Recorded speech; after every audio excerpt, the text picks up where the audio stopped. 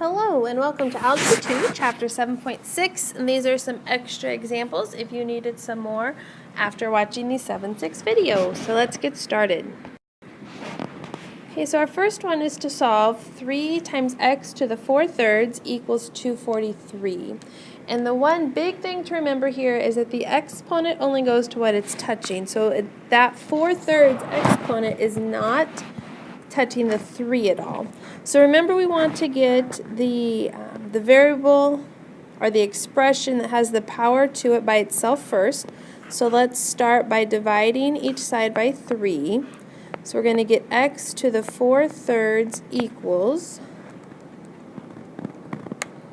81. And then there's a few ways we could solve this.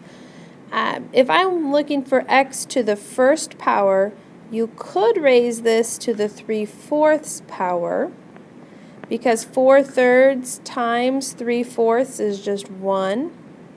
And then in your calculator, it could be as easy as just doing 81 to the 3/4 power, and you get 27. The other way you could think about this is that we could have the cube root of x to the 4th equals 81. And so we could end up then cubing both sides. So we would get x to the 4th equals 81 cubed. It's a very large number. And then come through and do the 4th root to each side. So it really just kind of depends on the order in which you want to do things. So then if we do the 4th root of our answer, we still get 27. So I might suggest this first way over here. I think it's the more direct route.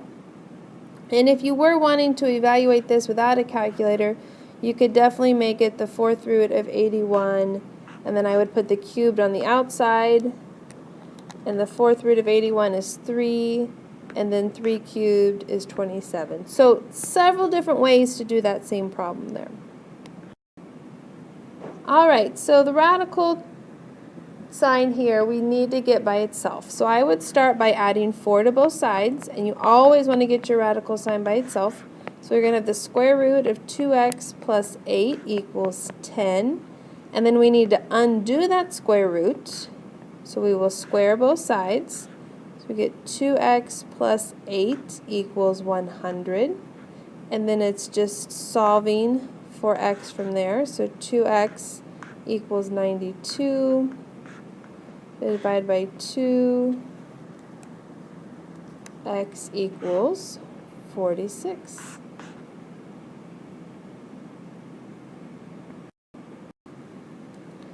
Alright, so now to one that has 2 square roots.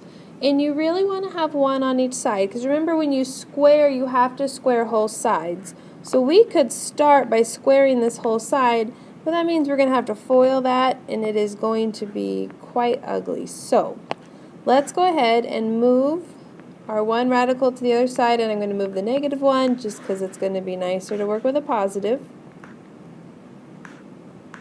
Okay, and then we're going to undo those radicals, so we're going to square both sides. Remember, you do square sides. So you get 12 minus 2x equals, this is going to be 4x on the other side because your square is going to go to both of those inside. Alright, and then from here, we're just solving for x, so a little bit of basic algebra. It looks like x equals 2. There we go. Alright, so now to look at a word problem. The strings of guitars and pianos are under tension, and so we have this formula. In fact, the first thing I need to do is make a correction there. There should not be an A. So the formula is V equals, so velocity equals the square root of F, which is our tension on the string, times L, which is our length of the string, divided by M, which is our mass of the string. So we have this formula, and it says that a wave travels through a string with a mass of 0.2 kilograms at a speed of 9 meters per second. It is stretched by a force of 19.6 newtons. Find the length of the string. So it's telling me to find L.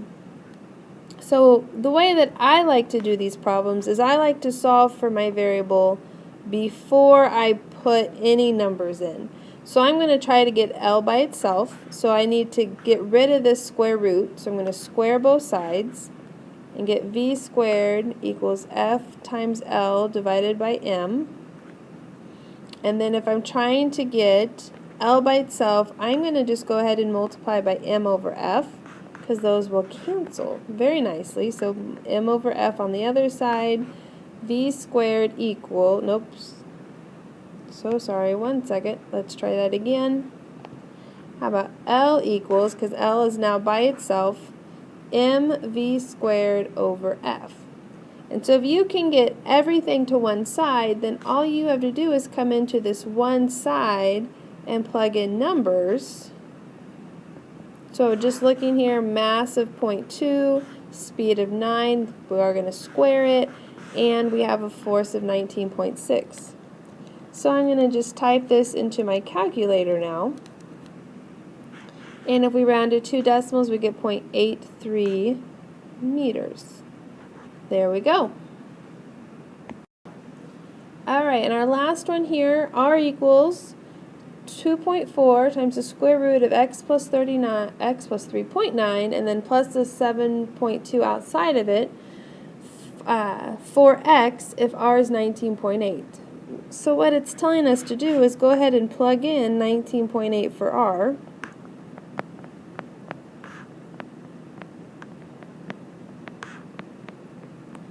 And then can we solve this for x?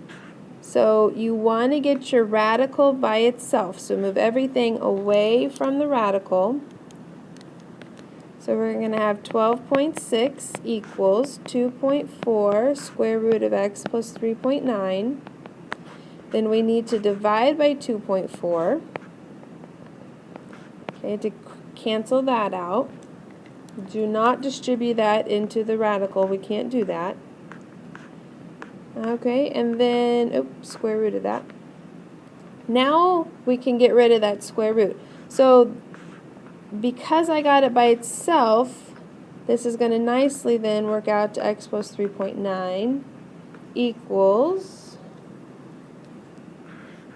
27 point, I'm going to just list the whole number, 5625. And then if we subtract 3.9 from both sides, x equals, and since it's exact, I'm just going to write it all out, 23.6625. There you go. So just make sure that you have your radical by itself before you undo it.